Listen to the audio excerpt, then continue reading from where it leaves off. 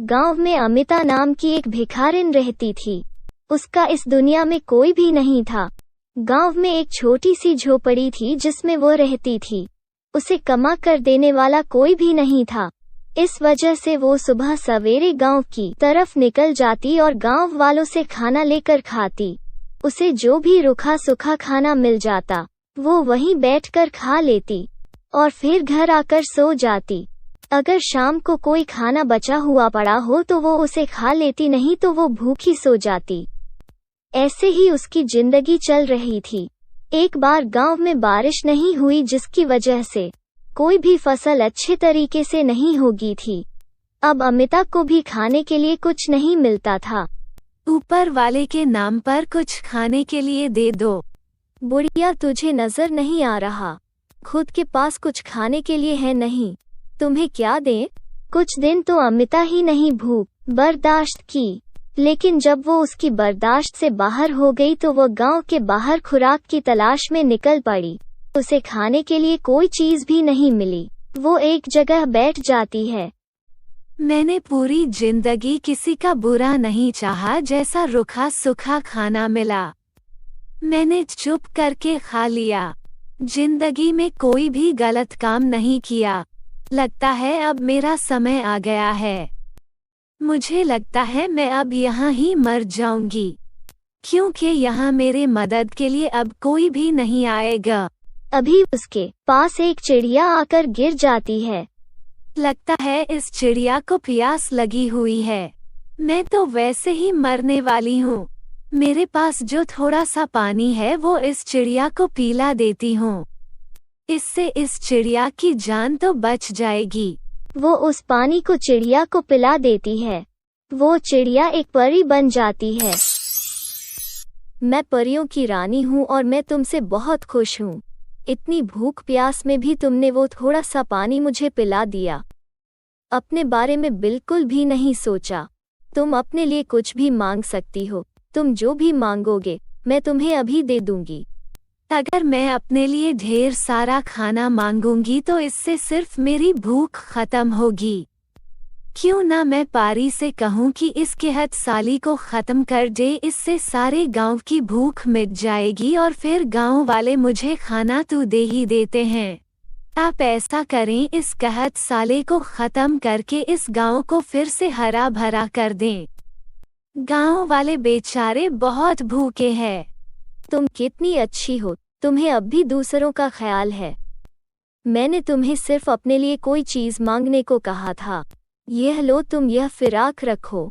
यह जादुई फिराक है। यह पहनने के बाद तुम दुनिया की सबसे खूबसूरत लड़की बन जाओगी और तुम जो भी मांगोगे यह फिराक तुम्हें दे देगी। फिर वो परी गायब हो जाती है।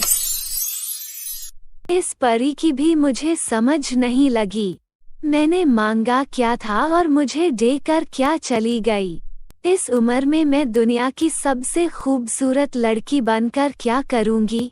चलो अब एक दफा फिराक पहनकर देख ही लेती हूँ। अमिता जैसे ही वो फिराक पहनती है, वो एक बहुत ही खूबसूरत लड़की बन जब मैं तू सच में बहुत खूबसूरत हो गई हूँ। वो अपने गांव वापस जाती है तो उसकी झोपड़ी की जगह पर एक खूबसूरत घर बना हुआ होता है। यहाँ तो अमिता भिखारिन रहती थी। लगता है उसने यह जगह किसी शहजादी को बेच दी है। वो शहजादी बहुत खूबसूरत है। वो बहुत खूबसूरत होती है। उसकी खूबसूरती के चर्चे पूरे गांव में फैल जाते हैं। हर लड़का उससे शादी करना चाहता था। उसके घर बहुत से लड़के रिश्ता लेकर आते हैं, लेकिन वो सबको इनकार कर देती है। उसकी खूबसूरती की चर्चा शहजादे तक भी पहुंच जाती है। वो शहजादा उसके घर रिश्ता लेकर आता है जिसे वो इनकार नहीं कर सकती थी। इस तरह शहजादे की शादी हो जाती है। अब अगर शहजादे को बता दिया कि मैं 70 साल की बूढ़ी औरत हूँ तो वो मुझसे बहुत गुस्सा होगा। क्या पता मुझे वो बहुत कड़ी सजा दे दे। इसलिए अब मुझे बहुत एहतियात से रहना होगा। अमिता सिर्फ नहाते वक्त वो फिराक उतारती। अमिता ने अपनी नौकरानियों से कहा, जब मैं नहा रही हूँ तब कोई बंदा भी अंदर नहीं आना चाहिए। जो भी अंदर आए उसको बहुत कड़ी सजा मिलेगी। एक दिन अमिता नहा रही होती है। शहजादे को अमिता से कोई बात करनी होती है। वो उसके कमरे में जाने लगता है। आप अंदर नहीं जा सकते। अंदर शहजादी साहिबा नहा रही हैं। मैं उसका पति हूँ और तुम दोनों मुझे ही रोक रही हो। हटो सामने से, मुझे अंदर जाने दो। आखिरकार शहजादा अमिता के कमरे में चला जाता है। अमिता की फिराक भी बेड पर पड़ी होती है। तुम कौन हो और शहजादी कहाँ है? कहीं तुमने उनके साथ कुछ कर तो नहीं दिया? मैं खुद ही वो शहजादी हूँ। जल्दी से मुझे बताओ कि शहजादी कहाँ है, नहीं तो तुम्हें मृत्यु दंड दिया जाएगा। आपको बताया तो है, वो शहजादी मैं खुद हूँ। सिपाहियों जल्दी से आओ और इस बुढ़िया को गिरफ्तार कर लो, ये ऐसे नहीं मानेगी। वो सिपाही अमिता को पकड़ कर ले जाते हैं।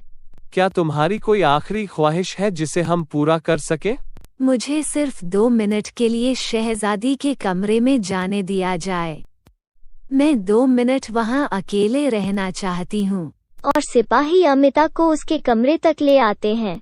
अमिता कमरे के अंदर जाती है और जल्दी से वो फिराक पहन लेती है। वो दोबारा खूबसूरत लड़की बन जाती है। सिपाही उसको शहजादे के पास लेकर जाते हैं। यह तो तुम लोग शहजादी को लेकर आ गए, वह बुढ़िया कहाँ है? वो शहजादे को सारा सच बता देती है। तुमने सच बोला, इसलिए मैं तुम्हें सजा नहीं दूंगा। अब तुम वापस अपने गांव चले जाओ। इसके बाद वो दोबारा अपने गांव में बूढ़ी औरत बनकर आ जाती है और पहले जैसी जिंदगी दोबारा गुजारने लगती है।